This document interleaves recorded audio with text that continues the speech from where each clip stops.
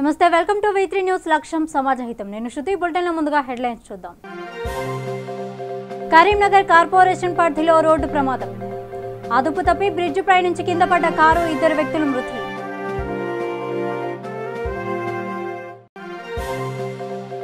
కళ్యాణ్ నగర్ లో 4000 గజాల స్థలాన్ని జీహెచ్ఎంసీకి బహుకరణ కార్యక్రమం. ముఖ్య అతిథిగా హాజరైన మంత్రి తలసాని శ్రీనివాస్ యాదవ్.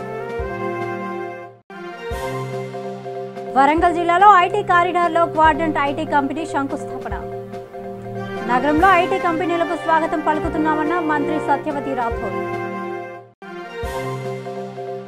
పేట్ బషీరాబాద్ పిఎస్ పరిధిలో 5 రోజులుగా కనిపించకుండా పోయిన ఇంజనీరింగ్ విద్యార్థి. ఆందోళనలో కుటుంబ సభ్యులు, హాస్టల్ యాజమాన్యం. వివరాల్లోకి వెళ్తే కరీంనగర్ కార్పొరేషన్ పరిధి అలుగునూరులో రోడ్డు ప్రమాదం సంభవించింది. కరీంనగర్లోని సుభాష్ నగర్ కి చెందిన గండి శ్రీనివాస్ భార్యతో కలిసి కారులో కరీంనగర్ నుంచి కొమరవెల్లి మల్లన్న దర్శనానికి వెళ్తున్నాడు. అలుగునూరు మానేరు వంతెన వద్దకు చేరుకోగానే కారు అదుపు తప్పి బ్రిడ్జ్ పై నుంచి కింద పడింది. ఈ ఘటనలో భర్త శ్రీనివాస్ మృతి చెందాడు. భార్యకు గాయాలయ్యాయి.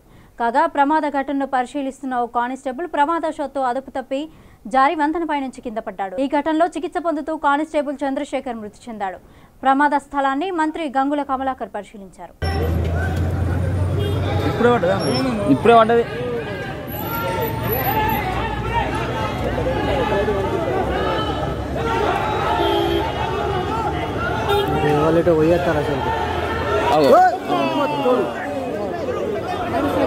కానిస్టేబుల్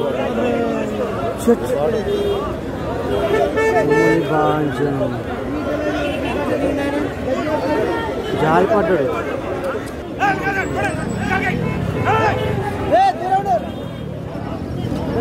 పిచ్చి వచ్చింది.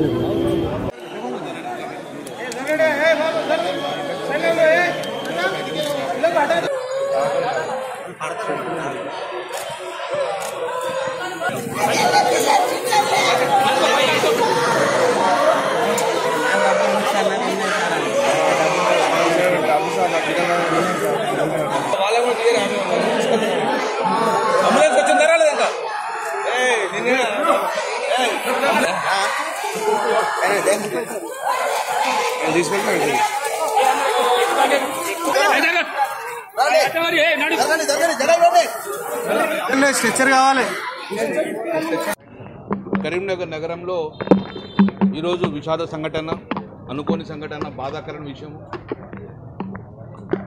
శ్రీనివాస్ అనే టీచర్ ఉపరమల్యాల్లో పనిచేస్తారు. ప్రతి ఆదివారం వస్తే ఏదో ఒక పుణ్యక్షేత్రం పోవడం వాళ్ళకి అలవాటు. ఈరోజు ఆదివారం కాబట్టి వాళ్ళ భార్య స్వరూపతోటి కలుపుకొని కొమరెల్లి మల్లన్న దర్శనం పోదామని చెప్పి మార్నింగ్ 9:30కి ఇంటి నుంచి సుభాష్ నగర్ ఇంటి నుంచి బయలుదేరడం జరిగింది. ఎక్కడైతే మానేర్ బ్రిడ్జ్ మీదకి రాగానే అతను భార్య భర్తలు ఇద్దరు కలిసిపోతుంటే వెనుక నుంచి స్పీడ్గా వచ్చిన వెహికల్ లారీ ఢీ కొట్టడం వలన ఆ ఫుట్పాత్ దాటి రైలింగ్ను గుద్దుకొని రైలింగ్ కూడా ఇరిగి 150 ఫీట్ల ఉన్న బ్రిడ్జి మీదకి కింద పడడం జరిగింది. మానేరు రివర్లో పడడం జరిగింది. ఇప్పుడే స్పాట్గా ఆ భర్త చనిపోవడం జరిగింది, శ్రీనివాస్ చనిపోవడం జరిగింది. వాళ్ళ భార్య స్వరూపరాన్ని ఎప్పుడైతే బెలూన్ ఓపెన్ అయిందో ఆమెకు చిన్న గాయాలతోటి అపోలో హాస్పిటల్లో జాయిన్ చేయడం జరిగింది. ఇప్పుడు భార్య పరిస్థితి విషమంగా ఏం లేదు, ఇప్పుడే రావడం జరిగింది. ఏమన్నా విషమంగా ఉంటే హైదరాబాద్ షిఫ్ట్ చేద్దాం అనుకున్నాం, కానీ భార్యకు చిన్న మెదడులో చిన్న క్లాట్ ఉన్న వలన సర్జరీ అవసరం అని చెప్పి డాక్టర్ చెప్పడం జరిగింది. కానీ భర్త మాత్రము ఆ శ్రీనివాస్ చనిపోవడం బాధాకర విషయం. ఈ సంఘటన జరిగినప్పుడు ఇమ్మీడియట్గా మా 1 టౌన్ పోలీస్ స్టేషన్ కానిస్టేబుల్ అయిన చంద్రశేఖర్ అతను డ్యూటీలో ఉన్నాడు. ఇమ్మీడియట్గా ఆ సంఘటన స్థలానికి పోవడం జరిగింది. అక్కడే ఆ వెహికల్ ఎలా పడ్డదని చెప్పి చూసిన పట్ల అదుపు తప్పి అతను కూడా పైనుంచి కింద పడడం జరిగింది.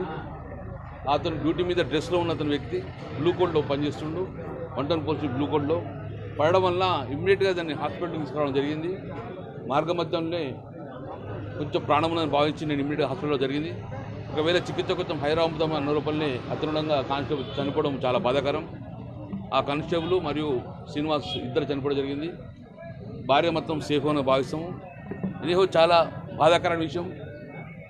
తెలంగాణ ప్రభుత్వం వచ్చిన తర్వాత రోడ్డు మీద యాక్సిడెంట్లు చాలా తగ్గినాయి, కానీ ఇలాంటి సంఘటన ఎందుకు జరిగిందని చెప్పి దర్యాప్తు చేయడం జరిగింది.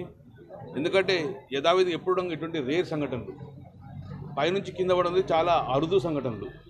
వెనుక నుంచి ఢీకొట్టడం వల్లనే ఇది జరిగిందని మేము ప్రథమంగా భావిస్తున్నాం.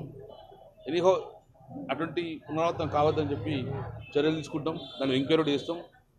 వాళ్ళ ప్రభుత్వం పరంగాన వారికి సానుభూతి వ్యక్తం చేస్తున్నాం.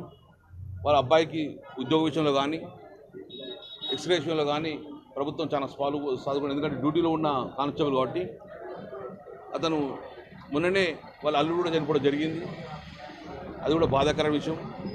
అయినా నేను వాళ్ళ కుటుంబానికి మనోధైర్యం ప్రశ్నించాలని భావంతో కోరుకుంటున్నాను.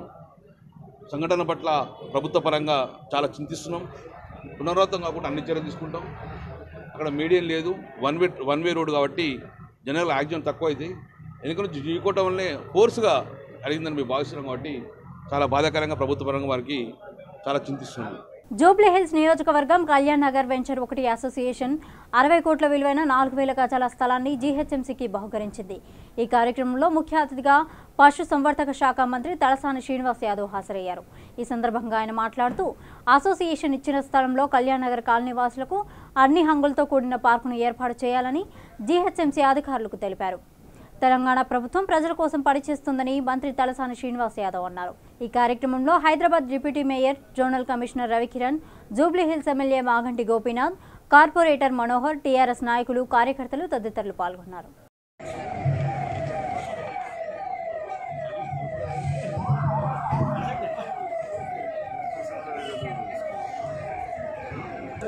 మిగతా అనధికార సభ్యులందరూ కూడా వేదిక మీదకి రావాల్సిందిగా కోరుతున్నాం.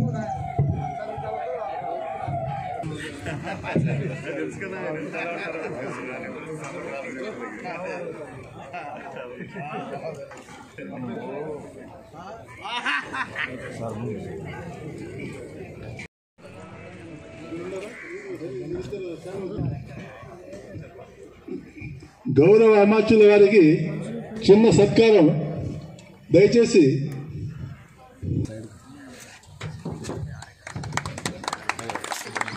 చూడండి, తిరుపాపలు పూలదండతో వారిని సత్కరిస్తున్నారు.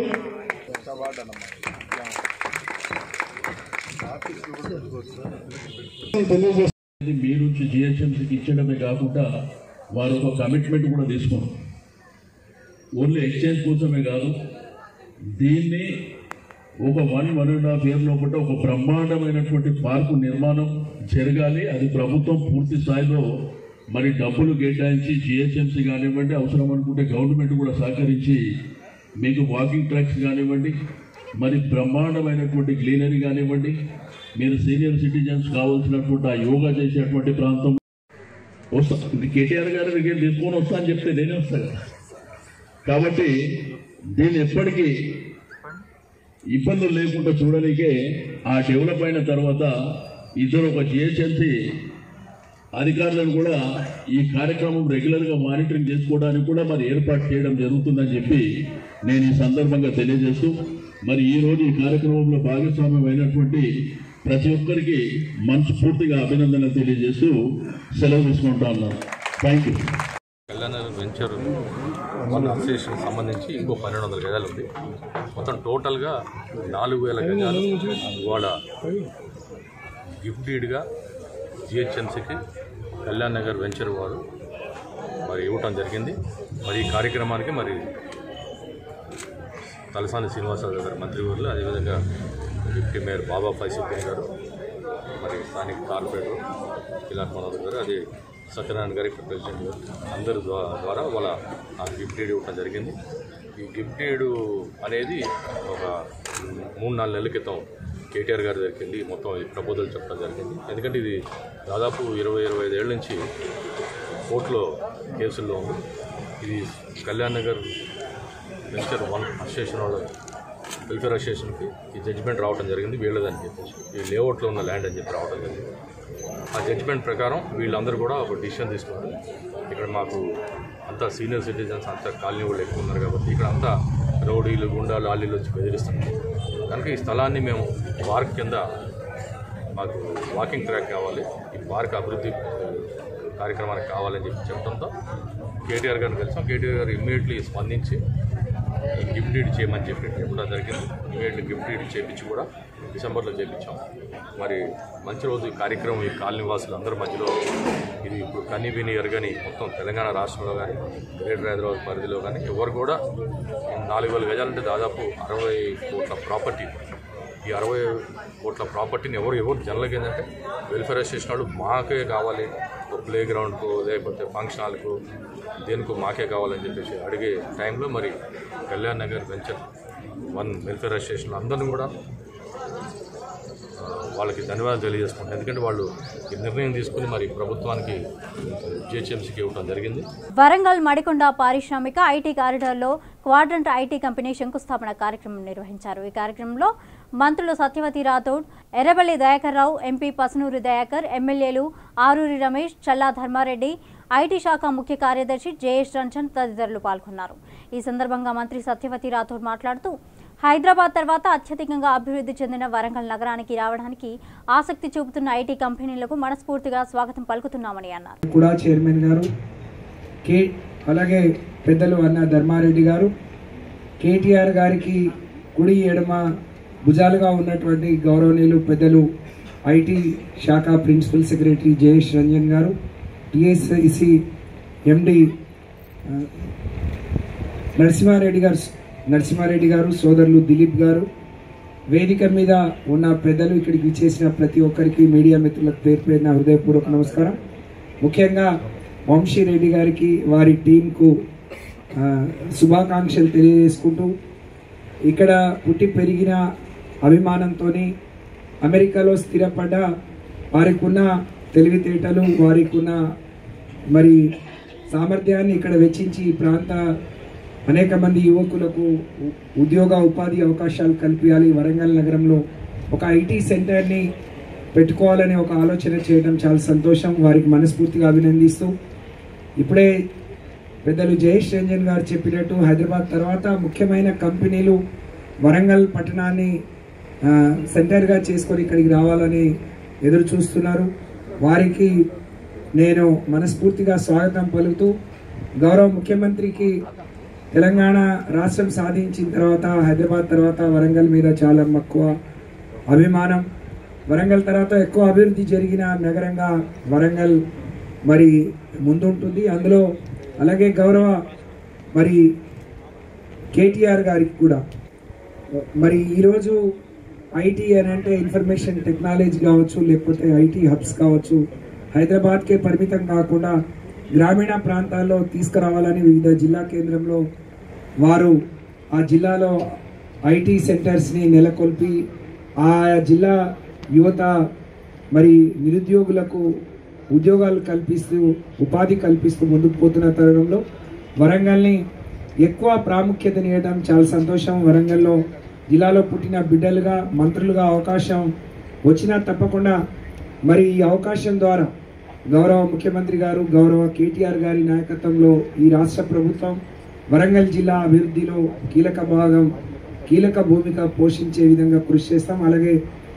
వరంగల్ మరి ఎలాంటి ఇరిటేషన్స్ లేకుండా ఏ కంపెనీ వచ్చినా ఇక్కడ పెట్టుకోవాలని గౌరవ మంత్రివర్యులు కావచ్చు, లేకపోతే ఈ జిల్లా ప్రజాప్రతినిధులుగా మేమందరం కూడా ముందుంటామని చెప్పి తెలియజేసుకుంటూ, మేడ్చల్ జిల్లా పేట్ బషీరాబాద్ పిఎస్ పరిధిలో కనిపించకుండా పోయిన ఇంజనీరింగ్ విద్యార్థి జీవన్ రెడ్డి కేసు మిస్టరీగా మారింది. 5 రోజులైనా జీవన్ రెడ్డి ఆచూకీ దొరక్కపోవడంతో కుటుంబ సభ్యులు ఆందోళన చెందుతున్నారు. పోలీసులు వివిధ బృందాలుగా ఏర్పడి విస్తృతంగా గాలింపు చేపడుతున్నారు. నల్గొండ జిల్లాకు చెందిన ప్రభోధర్ రెడ్డి కుమారుడు జీవన్ రెడ్డి మేడ్చల్ జిల్లా మైసమ్మగూడలో ఓ ఇంజనీరింగ్ కళాశాలలో బీటెక్ 3వ సంవత్సరం చదువుతున్నాడు. ఈ నెల 11వ తేదీ నుంచి కనిపించట్లేదు. జీవన్ రెడ్డి ఉండే హాస్టల్ గదిలో ఉన్న బాత్రూంలో రక్తపు మరకలు పలు అనుమానాలకు తావిస్తోంది. అయితే జీవన్ రెడ్డి ఆన్లైన్లో క్యాష్ బీన్ అనే యాప్ ద్వారా డబ్బులు తీసుకుని వాటిని ఆన్లైన్ క్రికెట్ బెట్టింగ్లతో పాటు పలువురితో బెట్టింగ్లకు పాల్పడేవాడని స్నేహితులు చెబుతున్నారు. 5 రోజులైనా జీవన్ రెడ్డి ఆచూకీ దొరకపోవడంతో కుటుంబ సభ్యులు కన్నీరు మున్నోరవుతున్నారు.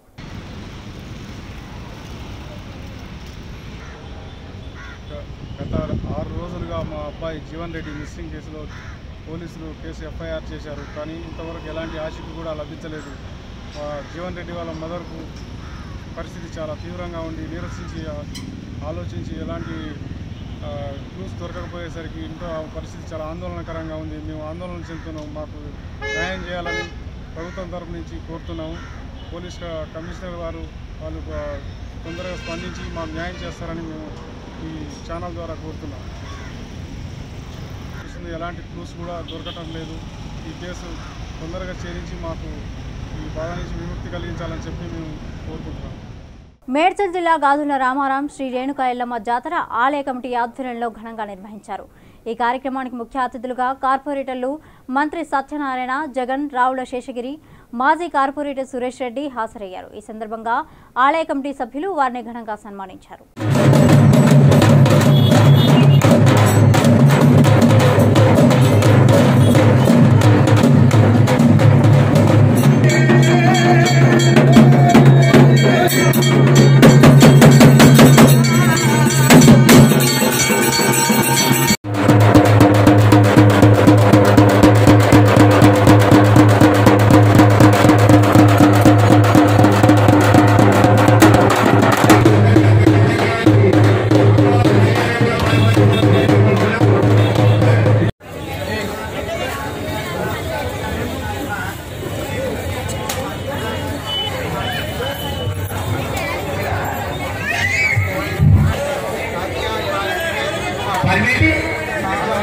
కమిటీ విజయలక్ష్మి గారు అన్నదాన కార్యక్రమానికి 100 రూపాయలు సమర్పించారు. వారి వారి కుటుంబాన్ని శ్రీ రేణుకా మరి అన్నదాన కార్యక్రమానికి 50 రూపాయలు సమర్పించారు. వారి వారి కుటుంబాన్ని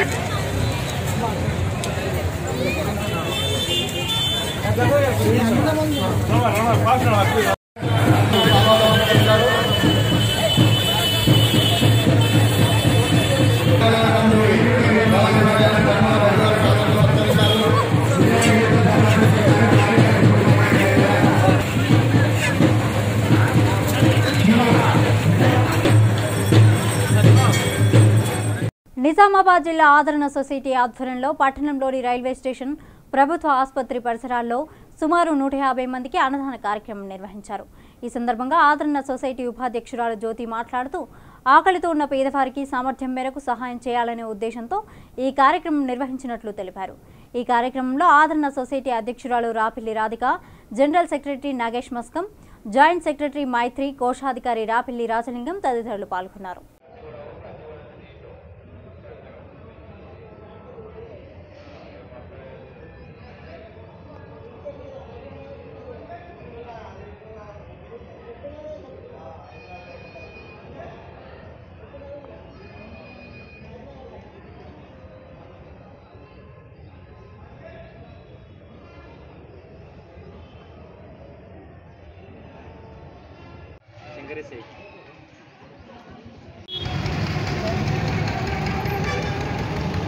ఇందులో భాగంగా ఈరోజు కార్యక్రమంలోని బస్టాండ్లోని రైల్వే స్టేషన్, ప్రభుత్వ ఆసుపత్రిలో కూడా అన్నదాన కార్యక్రమం చేయడం జరిగింది.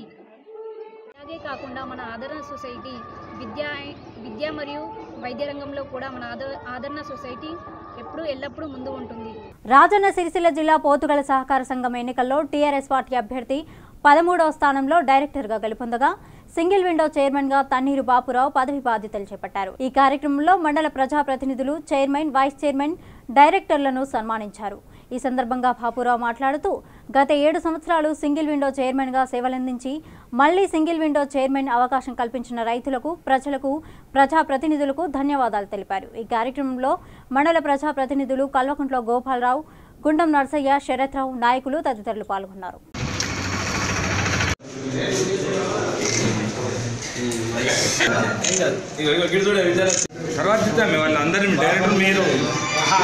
సాయంత్రం వస్తాం అక్కడ సిద్ధిపెట్టలేదు.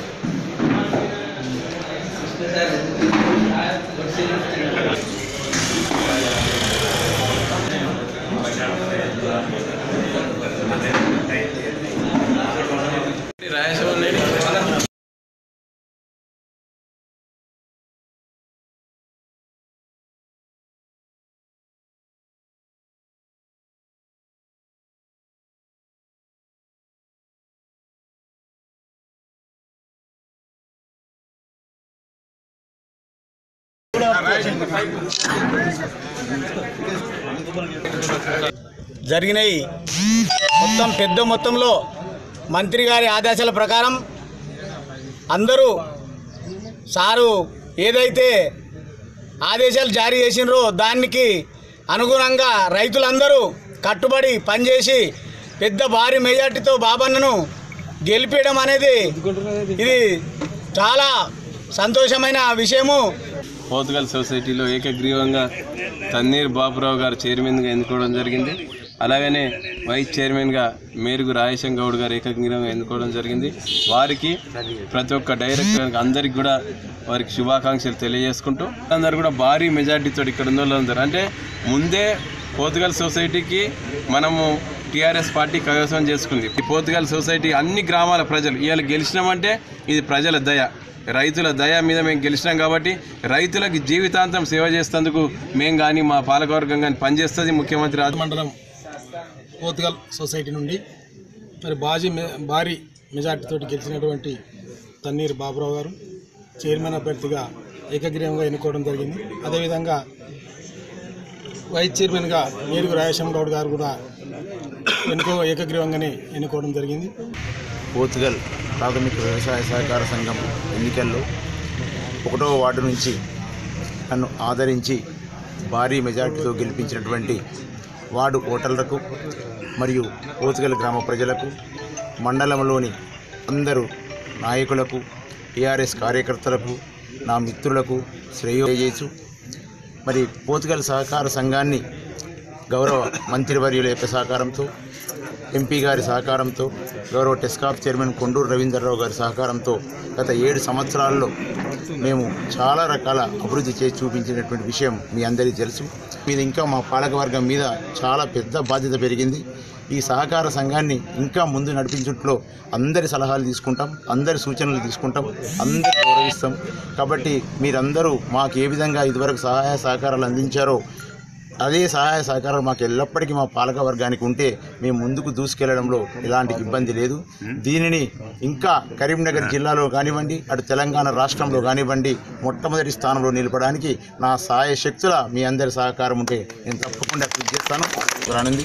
కాబట్టి మీ అందరి దీవెనలు, రైతుల దీవెనలు, అందరి సహాయ సహకారాలు ఉంటే మేము ఇంకా చాలా ఉత్సాహంతో పనిచేస్తాం. మా పాలక వర్గం కూడా ఉత్సాహంతో పనిచేస్తుందని మాట ఇస్తూ సెలవు. భద్రాచలం శ్రీ సీతారామచంద్ర స్వామి వారి ఆలయాన్ని జిల్లా కలెక్టర్ ఎంవి రెడ్డి దర్శించుకున్నారు. ఈ సందర్భంగా వారికి ఆలయ అధికారులు, అర్చకులు మేళ వాయిద్యాలతో ఘన స్వాగతం పలికారు. అనంతరం గోత్రనామాలతో ప్రత్యేక పూజలు నిర్వహించి తీర్థ ప్రసాదాలు అందజేశారు.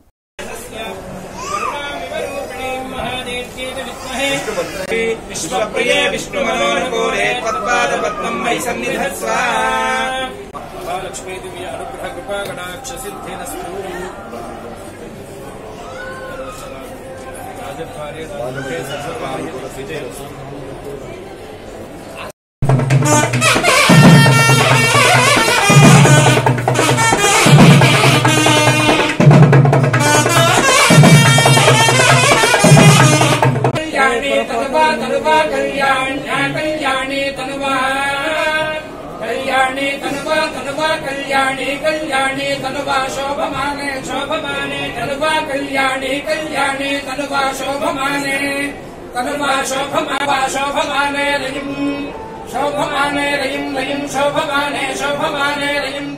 యాదాద్రి జిల్లా పోచంపల్లి మండలం పరిధిలోని జులూరు వ్యవసాయ సహకార సంఘం ఎన్నికల్లో టీఆర్ఎస్ పార్టీ అభ్యర్థి అందెల లింగం యాదవ్ చైర్మన్, వైస్ చైర్మన్గా వాకిటి మల్లారెడ్డి బాధ్యతలు స్వీకరించారు. పోచంపల్లి వ్యవసాయ సహకార సంఘం చైర్మన్గా కందాటి భూపాల్ రెడ్డి, వైస్ చైర్మన్గా సామమోహన్ రెడ్డి బాధ్యతలు స్వీకరించారు. ఈ కార్యక్రమంలో ఎంపీపీ మాడుగుల ప్రభాకర్ రెడ్డి, జెడ్పీటీసీ కోట పుష్పలత మల్లారెడ్డి పాల్గొన్నారు.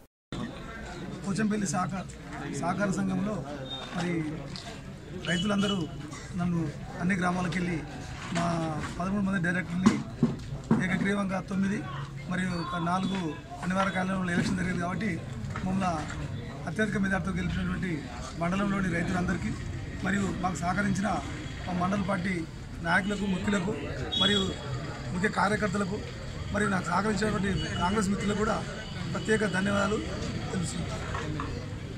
ముందుగా మాకు ఈ చైర్మన్ డిక్లేర్ చేసి మాకు సహకరించినటువంటి గౌరవ పెద్దలు మరి భువనగిరి శాసనసభ్యులు ఎమ్మెల్యే గారికి మరి 5 సంవత్సరాల పీరియడ్లో ఎక్కడ కూడా ఈ అవకతవకలు లేకుండా మరి సొసైటీని మరి అగ్రభాగాన్ని నిలపడానికి మా శాయశక్తుల నాతోటి విన్నటువంటి ముఖ్య నాయకులతో సహా మాకు సహకరించినటువంటి ఎంపీపీ, జెడ్పీటీసీ మరి పార్టీ ముఖ్యులందరికీ కూడా నేను హృదయపూర్వకంగా కృతజ్ఞత చేస్తూ ఈ రాబోయే ముందు 5 సంవత్సరాల కాలంలో ఇంకా ఈ సంఘాన్ని ఒక నల్లగొండ జిల్లాలో బుధాన్ పోచంపల్లి ఆదర్శ మండలంగా ఎట్లుందో అదేవిధంగా మా సొసైటీని కూడా 5 సంవత్సరాల్లో కూడా మరి బుధాన్ పోచంపల్లి వ్యవసాయ పర్పస్ సహకార సంఘాన్ని కూడా మరి ఆదర్శమైనటువంటి సహకార సంఘానికి తీర్చిదిద్దడానికి నేను శాయశక్తిలో కృషి చేస్తానని చెప్పి కోరుకుంటున్నాను. సొసైటీగా తీర్చిదిద్దడం కోసము అన్ని పార్టీలు ముందుకొచ్చి మా అందరి యునానిమస్గా చేసినందుకు ముఖ్యంగా రైతులకు పార్టీ సభ్యులందరికీ హృదయపూర్వక కృతజ్ఞత తెలియజేస్తూ రాష్ట్ర ప్రభుత్వం చేసిన కార్యక్రమాలు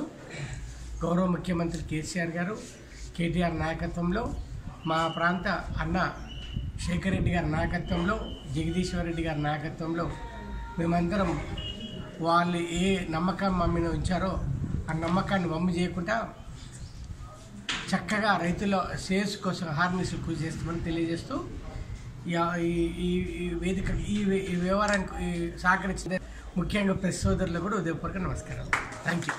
సంగారెడ్డి జిల్లాలో రజకుల సంక్షేమం కోసం రాబోయే బడ్జెట్ సమావేశాల్లో 1000 కోట్ల రూపాయలను విడుదల చేయాలని తెలంగాణ రజక యోజన సంఘం రాష్ట్ర అధ్యక్షులు మొగ్గ అనిల్ కుమార్ డిమాండ్ చేశారు.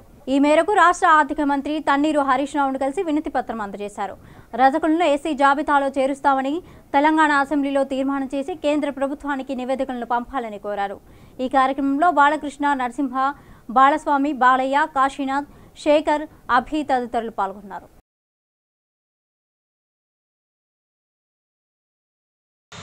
ఈరోజు తెలంగాణ రజక యోజన సంఘం ఆధ్వర్యంలో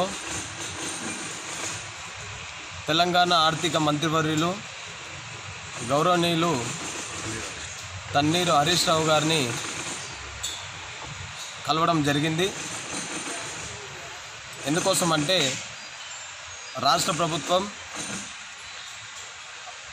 గత 6 సంవత్సరాల నుంచి రజకులకు 2 బడ్జెట్లో రజకులకు ఓసారి 250 కోట్లు మరోసారి 250 కోట్ల రూపాయలు విడుదల చేస్తున్నామని అసెంబ్లీ సాక్షిగా అప్పటి ఆర్థిక మంత్రి వర్యులు ఈటల రాజేందర్ గారు ప్రకటించడం జరిగిన తర్వాత 500 కోట్ల రూపాయలలో కూడా 5 రూపాయలు కూడా ఏ రజకునికి చెందలేదు. కాబట్టి ఇప్పుడు 3వ వారంలో జరిగే బడ్జెట్ సమావేశాలలో తక్షణమే రజకుల సంక్షేమం కోసం 1000 కోట్ల రూపాయలు విడుదల చేయాలని ఆర్థిక మంత్రి గారిని కోరడం జరిగింది. ఆయన కూడా సానుకూలంగానే స్పందించారు. తప్పకుండా ఈ బడ్జెట్లో మీకు న్యాయం చేస్తాము, తప్పకుండా గతంలో లాగా కాకుండా ముఖ్యమంత్రి గారి దగ్గర మాట్లాడి మీకు న్యాయం చేస్తామని హామీ ఇవ్వడం జరిగింది. అదేవిధంగా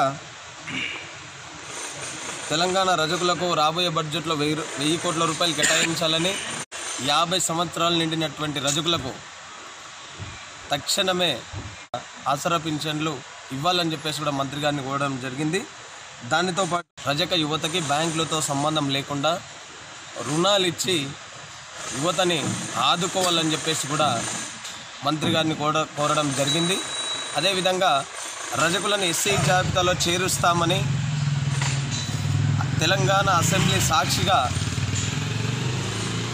తీర్మానం చేసి కేంద్ర ప్రభుత్వానికి నివేదిక పంపాలని మంత్రి గారిని కోరడం జరిగింది.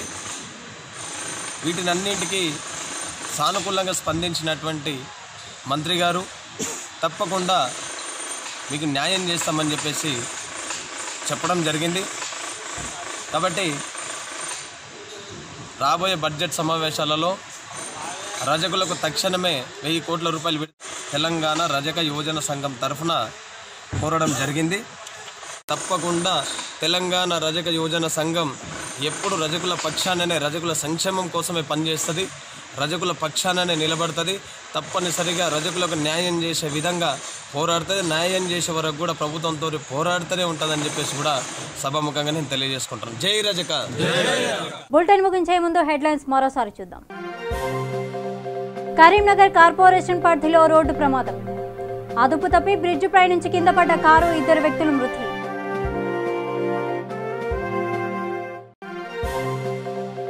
కళ్యాణ్ నగర్లో 4000 గజాల స్థలాన్ని జీహెచ్ఎంసీకి బహుకరణ కార్యక్రమం. ముఖ్య అతిథిగా హాజరైన మంత్రి తలసాని శ్రీనివాస్ యాదవ్. వరంగల్ జిల్లాలో ఐటీ కారిడార్లో క్వాడ్రంట్ ఐటీ కంపెనీ శంకుస్థాపన. నగరంలో ఐటీ కంపెనీలకు స్వాగతం పలుకుతున్నామన్న మంత్రి సత్యవతి రాథోడ్. పేట్ బషీరాబాద్ పిఎస్ పరిధిలో 5 రోజులుగా కనిపించకుండా పోయిన ఇంజనీరింగ్ విద్యార్థి. ఆందోళనలో కుటుంబ సభ్యులు, హాస్టల్ యాజమాన్యం. ఇవి బులెటిన్ అప్డేట్స్. మరిన్ని అప్డేట్స్ కోసం చూస్తూనే ఉండండి V3 న్యూస్. లక్ష్యం సమాజహితం.